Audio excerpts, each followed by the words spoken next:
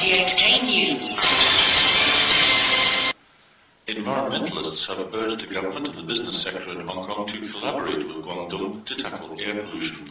Alan Oxley is the founder of non-profit organisation worldgrowth. Hong Kong's own levels of emissions are quite small. The problem with carbon dioxide is a global problem. For Hong Kong to decide to take some radical action to reduce emissions, which really make almost no difference to the global level, which might be the expense of standards of living, is not the most sensible thing. It would be practical for Hong Kong business and government to work with Guangdong to introduce new technologies which also will reduce the emissions of these gases. That might also be an approach that it could adopt on climate change.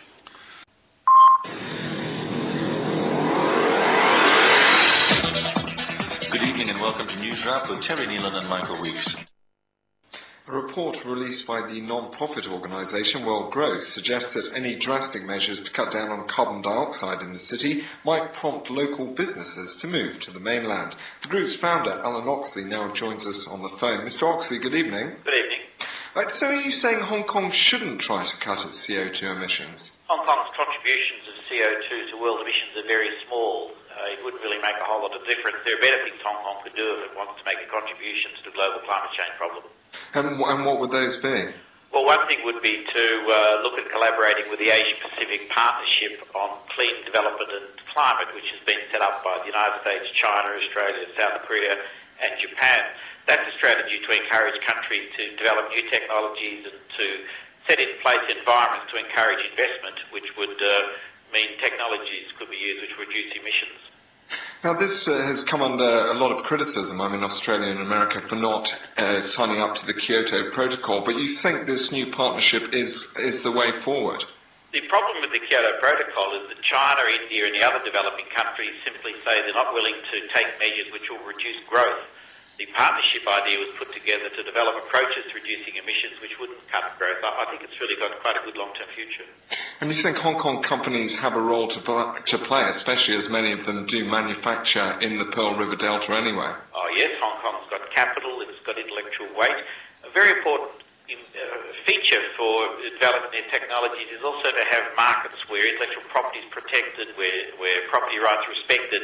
Hong Kong has all those. We think Hong Kong's actually got a lot to contribute to Chinese companies to help them understand what they need to do in order to adopt technologies which can reduce emissions. So you think Hong Kong should join the AP6? How exactly would that benefit us? Well, it would be a very tangible way of making a contribution to the problem. I think at least Hong Kong would be able to contribute something to the process which would help reduce emissions, which I think would be more important than Hong Kong trying to cut its own. Hong Kong's own emissions are quite small and its energy production is quite efficient. There's not a lot it can do to cut further emissions. In general, though, we do suffer from huge air pollution problems here. Do you have any suggestions how we could improve the air here? Well, that's a different problem altogether. I mean, the pollution you're suffering is not to do with carbon dioxide, it's nitrous oxide and sulfur dioxide. There have been suggestions, I understand, of Hong Kong business and government collaborating with Guangdong to work with them to reduce their emissions. I think that's quite a practical strategy. And these sort of trends or these sort of initiatives have to be government-led? I think they do, but I think there's room for business since they're business connections, but you probably would need some form of intergovernmental arrangement to put a framework in place to make it work, yes. Now, we had some figures recently that showed that sulfur dioxide emissions were up around 6% in the first 6 months of this year in the Pearl River Delta. I presume greenhouse gas emissions are rising by a similar margin. Can we tackle this problem?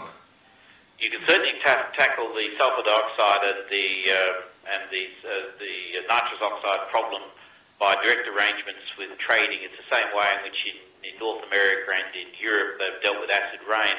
The carbon dioxide issue is a different one. It's a global problem, it's not regional.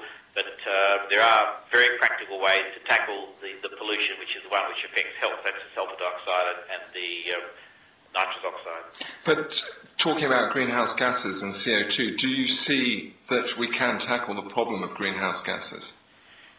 We being Hong Kong? No, I mean we, the world. Yes, there are things that can be done to reduce emissions, but I think what's very important is that we don't make the mistake of putting in place strategies which actually make it difficult for poor countries to grow. a very important point about protection of the environment. You can't do it unless you've got wealth. If the strategies to reduce greenhouse emissions are ones which require countries to cut back on production of electricity, which is actually the fundamental principle underneath the Kyoto Protocol, it denies countries a chance to acquire the wealth they actually need to take the action. Okay, Alan Loxley, thank you very much for joining us.